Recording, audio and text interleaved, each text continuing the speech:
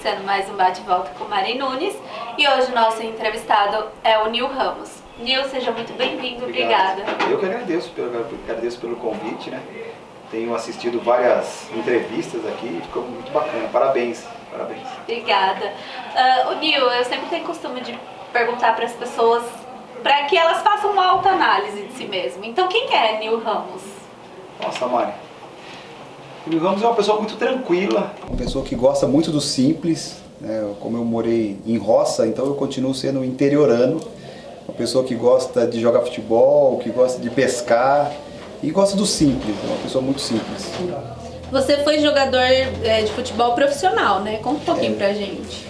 Eu comecei na Ponte Preta, depois fui para o União São João, tive uma oportunidade de jogar aqui no estado de a cidade de Floriano, né, Piauí, e eu tive uma passagem pequena, mas pela Colômbia, e depois eu fui para a Suíça. E depois em 2004 para 2005 eu encerro a carreira, estava ficando um pouco mais velho, né? E aí eu entro, então eu começo a fazer direito. Eu fiz direito, acabou acho que 2011 eu acho. Faz muito tempo, Mário, por isso. E aí eu entro, fui fazer pós-graduação, fui me qualificar, né? Depois que eu parei de futebol mesmo, eu fui me qualificar. Mas eu joguei muito amador aqui na cidade, vários times. E você jogou em outros países também, né? O que você aprendeu nesses países? É bacana, primeiro, você conhecer outras culturas, né? E ali você acaba conhecendo pessoas diferentes e acaba conviver com a diferença, né? Isso daí não tem preço, né? Você respeitar as pessoas, a opinião das pessoas, porque eu venho de um país latino, aí chego numa Europa, por exemplo, pensamento diferente, cultura diferente, tudo meio organizadinho, né? Então você tem que enquadrar naquilo ali, que gera um crescimento muito grande, né? Uhum. Mas resumidamente é o respeito, né? É o respeito, você tem que saber conviver com as diferenças. Nil, você não nasceu em Vinhedo? Não nasci. Não. Eu nasci no bairro do Traviú, em Jundiaí. E depois eu fui para a Reforma Agrária, sempre trabalhando na lavoura, né? Depois eu vim para Vinhedo, década de 80, final de 80. Aí eu vim para Vinhedo e moro na mesma residência até hoje aqui na Capela. Por que vocês escolheram Vinhedo para morar? Vinhedo nos escolheu, na verdade. Eu tenho ainda um irmão e ele falou, como a minha família é grande, nós somos em 10 irmãos, eu sou o mais novo de 10 irmãos. E esse irmão disse que só sairia perto da minha mãe quando um dos dois falecesse. E ali nós estávamos procurando uma casa que tinha pelo menos 2 ou 3 cômodos no fundo, porque ele já era casado, tinha filhos, né? E aí nós fomos em vários locais, em Valinhos, aqui em Vinhedo, nós fomos primeiro na Casa Verde, ali tinha uma casa que talvez daria. E aqui na Capela, encontramos uma casa aqui na Capela, que já tinha as características que a minha família queria, né? Imagina, várias pessoas ali. E aí nós compramos essa casa, graças a Deus deu certo para comprar essa casa. E aí meus irmãos começaram a se casar, comprar um terreno, às vezes na época aluguel, depois comprou o terreno, casa. E hoje eu vivo sozinho com a minha mãe, né? Meu pai faleceu em 2000 e eu vivo sozinho na mesma casa que eu mudei aqui na década de final de 80. Ô Nil, e como que você entrou na política? A política, eu estava ainda fazendo direito, né? Estava estagiando. Teve um caso que eu tinha que ir até Brasília, né? Meu irmão estava lá, não tinha a tecnologia que tinha hoje. Eu tinha que levar um processo em Brasília. Meu irmão estava lá e precisava protocolar. E eu precisei então ir tirar as cópias todas em São Paulo. Era um processo político, eleitoral, né? Estava nesse período eleitoral, 2008, salvo engano, 2008. E eu tive que fazer cópias desse processo e peguei um avião, foi a minha primeira oportunidade que eu fui a Brasília, não conhecia Brasília. E ali quando eu entrego o processo para o meu irmão, nós depois fomos no STF, porque era um processo lá também. E ali eu comecei a conhecer um pouquinho dos bastidores da política, né? E ali eu me encantei, eu gostei do que eu vi, né? Da possibilidade de estar ajudando pessoas, né? E a política, Mari, se não há, uma das únicas maneiras de você mudar a sociedade onde você vive é entrar para a política, né? Falar, opinar, né? Deixar algo importante aí para a sociedade. Foi ali que eu entrei então para a política. E a sua votação te surpreendeu? Olha, é sempre difícil a primeira eleição, né? Na época eu tive um convite para sair em 2008, não saí na eleição, mas eu comecei a fazer um trabalho para 2012, né? Porque a eleição era de 2009, né? Em 2009 eu fiz minha primeira reunião na minha casa, para a eleição de 2012. Então eu cheguei em alguns amigos, né? Mais próximos do futebol, a minha família. Primeiro eu cheguei na minha mãe. Mãe, eu quero... Estou pensando em entrar para política em 2012. O que a senhora acha? Deus me livre, eu filho nenhum quero que entre para política e nem árbitro de futebol. E ela teve os dois, né? Político e meu irmão também foi árbitro de futebol. Mas ali eu falei para eles, né? Eu falei, não adianta também sair o Nil, depois sair um amigo, um outro parente, outro irmão e tal. E ali minha família tem o costume, né? De ir em casa todos os finais de semana, todo domingo meus irmãos passam em casa. Eles não levam nada, né? Mas levam pelo menos uma Coca-Cola para enganar a torcida. Mas eles vão lá comer o macarrão da minha mãe e ali nessa reunião de família eu falei para eles se eles queriam sair como candidato na eleição de 2012. E eles falaram que não, ninguém quer. Então você tendo o apoio da família, né, principalmente nesse momento que nós estamos vivendo, né, ver famílias destruídas, pai não falando com o filho brigando com não sei quem. Então tendo o apoio da família meio caminho andado. E aí eu cheguei a alguns amigos mais próximos do futebol, da igreja, né, falei, estou pensando em sair em 2012 e tal. Exatamente em setembro de 2009 eu fiz a minha primeira reunião na minha casa. E ali eu falei, o que eu vou falar agora, né? Mal você meteu o pé na turma, jogar bola e eu estou fazendo um pouco de direito. E aí a minha irmã, já trabalha mais de 30 anos em Valinhos, né? Concursada, em transporte, ela trabalha no transporte e segurança lá também. E ela falou, olha, faz reuniões temáticas. Aí eu comecei a falar, a primeira reunião eu fiz, então, falar sobre, foi do transporte, integração temporal, integração física, né? Lá em Valinhos tem integração física. As pessoas pegam um ônibus em um determinado local, vai para a rodoviária, aí pega a linha em outro ônibus, né? E vai até o destino final. Essa é a integração física. Mas ela já falava na integração temporal, como é hoje em Campinas, né? Você pega o ônibus e durante uma hora do destino ida você pode fazer, destino ida você pode andar onde você quiser durante uma hora. Então ela já fazia isso. E nas reuniões nós tirávamos algumas ideias, que virou depois indicações, virou projeto de lei, virou minuta de projeto, alguns requerimentos, né? E ali nós ficamos então de setembro de 2009 até a última reunião, foi um ano antes da eleição, a reunião temática, né? Um ano antes da eleição, quando nós escolhemos o partido, né? Porque lá tenho essa maneira de fazer, que eu não decido sozinho, eu coloco tudo no grupo, né, para votar, e nós vivemos na democracia, e ali vota ali, né? Então eu voto escolha de assessor, eu não escolho sozinho, nós votamos lá, tem os currículos e nós escolhemos. E a primeira eleição é sempre difícil, né? Sempre difícil, o pessoal falava e tal, não sei o quê. E eu fiz alguns cronogramas, né? Um planejamento certinho de famílias, que eu sempre trabalhei com famílias. Minha família é grande, como eu já havia dito. E deu certo a primeira eleição, com 617 votos. Mas foi muito difícil, muito difícil. Mas foi graças a Deus, deu tudo certo. Ô Nil, e além de você estar no segundo mandato como vereador, você foi presidente da Câmara Municipal, Sim. né? Qual foi o maior legado que você deixa como presidente? Algumas coisas importantes, né? As pessoas eu acredito que se for para você passar num local, você tem que deixar uma marca, né? Passar por passar não adianta. E é muito difícil você convencer as pessoas eleitas, né? É muito difícil, o eleitor também é difícil, mas depois você tem que convencer os vereadores a votar em você como presidente. Então é uma responsabilidade muito grande. E mais, ali você não está como vereador, né? Pelo menos eu pensava, você está como representante dos vereadores. Então eu pensava mais no lado de representá-los, né? De estar num evento representando, de ir a Brasília representando a instituição. É um poder, né? É um poder, então você ali estava representando. E logo quando eu entrei, eu me deparei com algumas ações que nós poderíamos melhorar. Porque cada presidente faz aquilo que é possível em cada momento, né? Então eu não posso falar mal do presidente que passou, porque ele fez aquilo que era possível no momento, né? E ali quando eu entrei, eu falei, acho que dá pra gente implantar algumas coisas importantes. Então eu implantei Libras, né? As sessões não tinham Libras, eu implantei tanto presencialmente, mas também fiz um bonequinho que chama Hugo. Você passa a mão em cima da escrita e ele vai, e tem um bonequinho do lado que vai traduzir em Libras. fiz a reforma da Câmara, é um tema muito polêmico, mas a Câmara Municipal, o Poder Legislativo, ele tem uma verba destinada para isso. Se você não investir nas pessoas ali dentro com curso, eu fiz capacitação, né? Eu contratei uma empresa dos 2 anos para fazer capacitação do pessoal.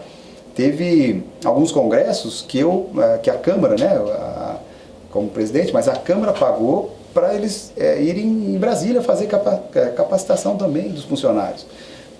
Toda a parte de mídia hoje da Câmara é tecnologia de última geração, né? Porque as pessoas que trabalham ali merecem isso, né? Nós temos, a Câmara tem funcionário de 30 anos. Algumas vezes eu cheguei a presenciar, chovia mais dentro mais fora do que dentro, né? Ou seja, mais dentro do que fora.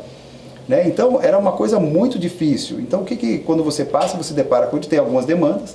Digitalização. Hoje, no Poder Judiciário, é tudo digitalizado. Você digitaliza, você não precisa sair do escritório para entrar com o processo. Né? E aí nós estamos lá, nós poderíamos perder história.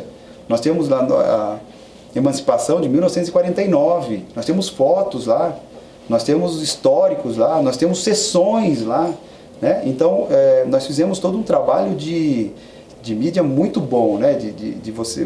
Digitalização de documentos, digitalização de fotos. O Betão é uma enciclopédia. Ele falou, nós precisamos fazer isso. Betão, vai e faz. Né? É um cara que aposentou agora, 30 e poucos anos. Então eu tentei passar para eles e deixar para eles um legado que eles queriam. Eu não vou ficar ali. Né? Como eu não fiquei, são 2 anos e você passa. Então eu tentei deixar a eles, né, um legado de modernidade. Nós estamos entrando, nós estamos na era digital e cada dia mais. Olha o que nós estamos fazendo. Né? Toda essa tecnologia de reuniões por Zoom, aplicativo. Alguém imaginava que isso ia acontecer? Olha isso na educação que está acontecendo agora. As aulas remotas. Né? Então eu acredito muito nisso, investir em tecnologia e inovação. Foi isso que eu tentei levar para a Câmara, né? E eu acho isso importante. Fiz um estúdio, né? Deixei espaço para fazer estúdio. A ideia era fazer algo diferente. A ideia era algo diferente. Nós temos que pensar sempre no melhor, né? Então todos queriam um terreno. Todos os presidentes que passaram queriam um terreno. E por uma série de motivos, talvez os prefeitos não entendiam dessa maneira. Né? E quando eu entro, eu me deparo com essa situação, então nós queríamos tirar a Câmara ali do centro. E ali eu conversei muito, 1 ano e meio, querendo tirar a Câmara dali e para ter um terreno. Hoje a Câmara tem um terreno, não é a Unil conseguiu, não. A Câmara, o Poder Legislativo tem um terreno, que é entre a Delegacia e o CEPROVI, tem 4.000 metros ali. Né? E a ideia era construir uma Câmara nova, né? Para dar conforto para as pessoas que vão assistir uma sessão, que não precisa, né, ficar todo mundo espremido. E eu ia fazer, a Câmara ia fazer, o presidente ia fazer, de forma em declive, como se fosse entre o teatro, que tem 500 e poucos lugares, e o CEPROVI, que tem 179. Então eu ia fazer mais ou menos uns 300 lugares. Porque assim, olha, as escolas poderiam fazer lá a sua formatura, né? Algumas peças de teatro poderiam ir para lá, porque nós estamos com o teatro parado, e lá poderia ter feito isso. Os conselhos municipais da cidade, nós ganhamos o projeto, como nós ganhamos o projeto também da reforma. Então, vários conselhos poderiam ir ali fazer as suas reuniões do Conselho Municipal do Idoso, Conselho Municipal de tudo, né? Dos jovens, do esporte, e ali nós separamos várias salas para isso. Então nós queríamos deixar a população, é um lugar, não é a casa do povo. Então ali tinha que ter tudo o que o povo precisa para estar ali. Algumas salas, o teatro, né, um anfiteatro na verdade, que poderia usar para as escolas, para fazer várias oficinas. Então a ideia era essa. Né? O intuito lá atrás era primeiro ter o terreno, hoje nós temos o terreno. Hoje o Poder Executivo, o Legislativo tem o terreno. E depois era fazer a Câmara Nova. Mas infelizmente as pessoas pensaram ao contrário.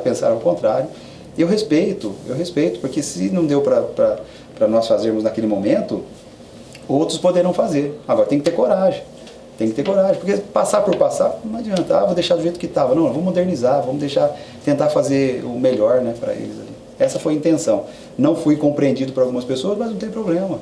né? Eu não tenho problema com isso, eu sei o que eu fiz, acho que Deus conhece a intenção do coração de cada um. Isso não tem preço, eu chego, deito em casa e durmo, né? Tanto é que as contas de 2017 foram aprovadas, que tem a reforma ali, né? Me denunciaram à época, levaram no Ministério Público, arquivado também o processo. Então quem faz as coisas certas, né? Uma hora Deus trata as pessoas, né? Porque Deus conhece o íntimo do coração de cada um. E eu não tenho problema com isso. Nil, e na questão da prestação de contas, eu acredito que seja uma forma muito transparente, né, de informar para as pessoas, né? Você quer comentar um pouquinho? A minha prestação ou a prestação da Câmara? A minha? Sua. Eu criei esse hábito desde 2009, o compromisso para o nosso grupo era, ganhando ou perdendo a eleição, continuar com as reuniões e tal. E nós temos feito isso. Eu faço reunião mensal e no final de cada ano eu faço a minha prestação de contas, porque é o mínimo, né, que nós podemos fazer. Olha, eu apresentei tantos projetos, depois, no começo eu dava folhetinho, né, os 2 primeiros anos eu dei folheto informativo. Aí no terceiro e no quarto, aí de terceiro em diante eu já comecei a colocar no telão. Aí já comecei a colocar no telão as coisas que eu fazia durante o dia a dia e tal. Só que nós estamos falando em 80 mil pessoas, né, numa cidade de Vinhedo. E frequentava essas prestações de contas 500 pessoas. Então muita gente fala, mas o Nil não faz nada, né? Mas para essas 500 pessoas que vão lá, que sabem do nosso trabalho, por isso que é importante, né? Eu acredito muito nisso. E eu não ouvi em nenhum momento na época, toda a época que eu estou aí nesses 2 mandatos, ô vereador, você volta agora só aqui depois de 4 anos? Não, porque eu só fiz reuniões onde eu já tinha passado, né? Então isso para mim não tem preço, né? Quando você... As pessoas que conhecem o trabalho, as pessoas que deduzem, eu nem respondo, porque não adianta. Eu vou bater boca com a pessoa não conhece o trabalho.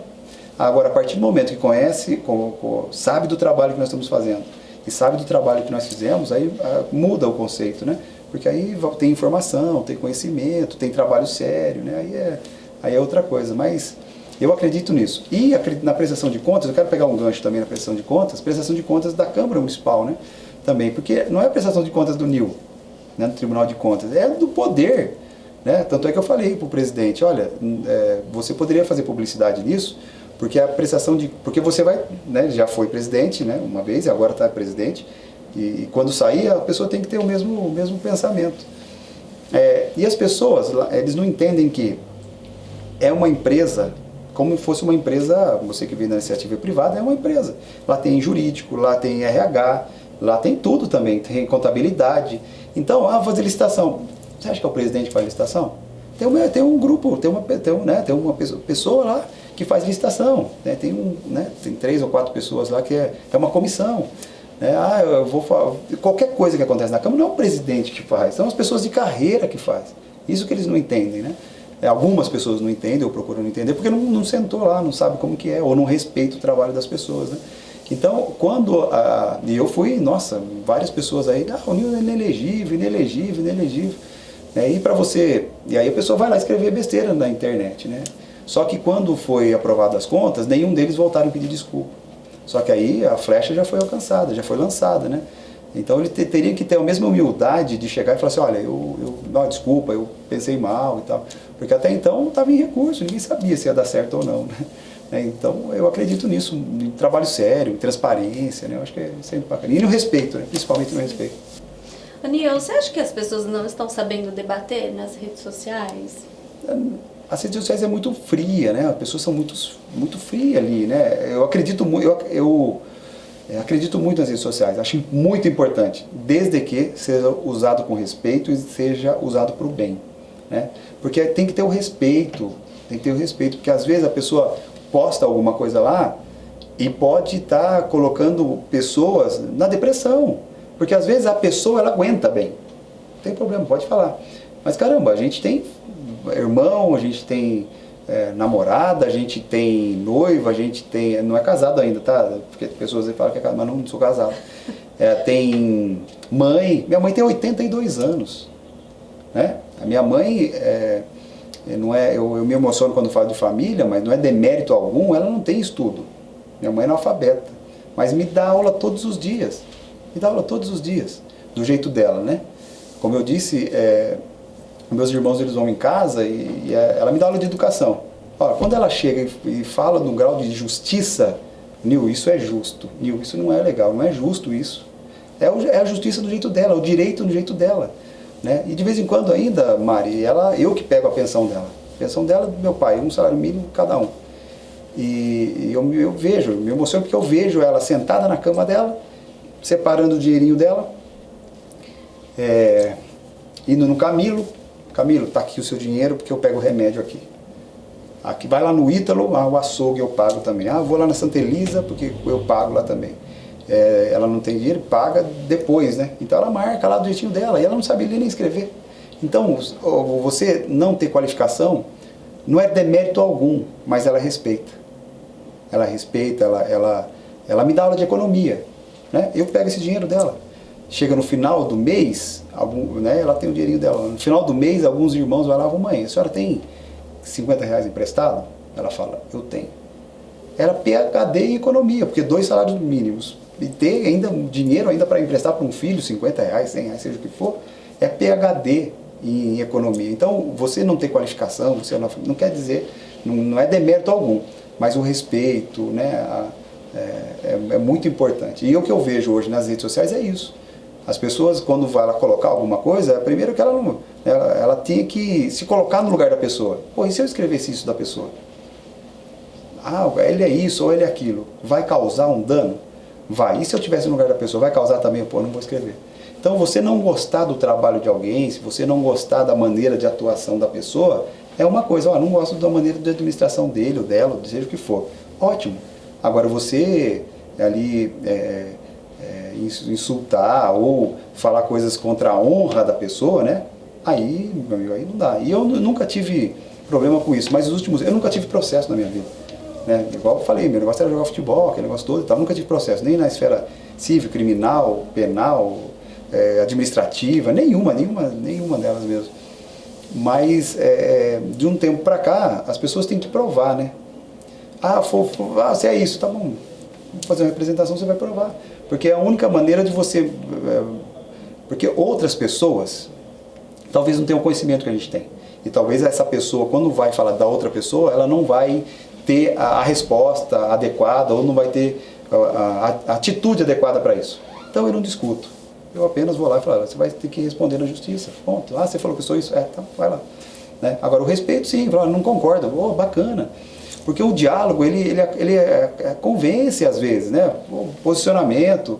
Eu na Câmara, nossa, por diversas vezes, eu debati com pessoas. Lá é um lugar para isso, é um parlamento, é para isso mesmo, para parlare, do latim e tal. Vamos lá, vamos discutir a sua ideia, a minha. Eu falo isso nas reuniões que eu faço. Tem um ditado que eu gosto muito, que é na multidão dos conselhos nasce a sabedoria. Você dá uma ideia, aí o outro vem aqui e faz, né, lapida um pouquinho, aí o outro vai lá, muda um pouquinho, isso daqui surgiu uma ideia nova. Então é diálogo. Se você não tiver diálogo na sua vida, pode parar que tem coisa errada aí. Né? E eu sempre fui um cara aberto a diálogo. Nossa, com a maioria, com quase todos da oposição, sempre dialoguei bem, saí lá, vamos discutir e tal, mas acabou lá fora. Discussão que eu digo, é discussão de ideias. Né? Nós estamos lá para discutir ideias e não ofender pessoas. Esse é meu lema. Entendi. Ô Nil, você acha que as eleições vão ser em outubro? Mari, eu acreditava que sim. Mas nas últimas notícias aí eu vi uma PEC, uma proposta de emenda constitucional, que eles têm um acordo, né? Uma conversa, um diálogo muito grande do Senado com a Câmara dos Deputados. Né? E eles conversaram com o STF. O STF fica falando, que não sei o que tal, mas quem vota é o Senado e a Câmara dos Deputados. Então, salvo engano, eles entraram, os dois presidentes das casas e o STF estão tentando entrar num acordo para o dia 15 de novembro, né? Mas não saiu nada ainda. O que eles podem fazer é fazer por isso que chama congresso, né? Você colocar os dois e fazer uma votação. Colocar as duas casas juntas, né? E fazer a votação. Aí você tem tempo para as eleições realmente mudarem para novembro. 15 de novembro. Essa é a proposta. Nil, eu gostaria que você deixasse uma mensagem para as pessoas que nos assistem. Ai, Mari. Primeiro, que as pessoas tenham comprometimento, que as pessoas tenham mais amor, que as pessoas respeitem a opinião das pessoas, né? E nesse momento que nós estamos passando, o meu desejo é que Deus dê sabedoria, né, para as pessoas aí, que logo tenha a cura, né, do coronavírus e que nós estamos passando aí, que Deus intimamente aí coloca a mão nesse momento que nós estamos passando e que Deus conforte o coração dessas pessoas que perderam os familiares, né? E que as pessoas tenham esse comprometimento, né? De aquelas que puderem ficar em casa, que elas puderem estar um pouco em casa, é muito importante, né? Para que nós não percamos mais vidas importantes aí, né? Então o meu desejo é que Deus abençoe mesmo e que faça uma vacina o mais rápido possível. Muito bom. Nil, obrigada, viu, por ter atendido o convite. É um prazer enorme ter você aqui. O prazer é todo meu. E mais uma vez eu estava preocupado já de não ser chamado, várias pessoas chamando e tal. Não sei o que. Eu falei, ela não vai me chamar. Mas eu quero agradecer o convite.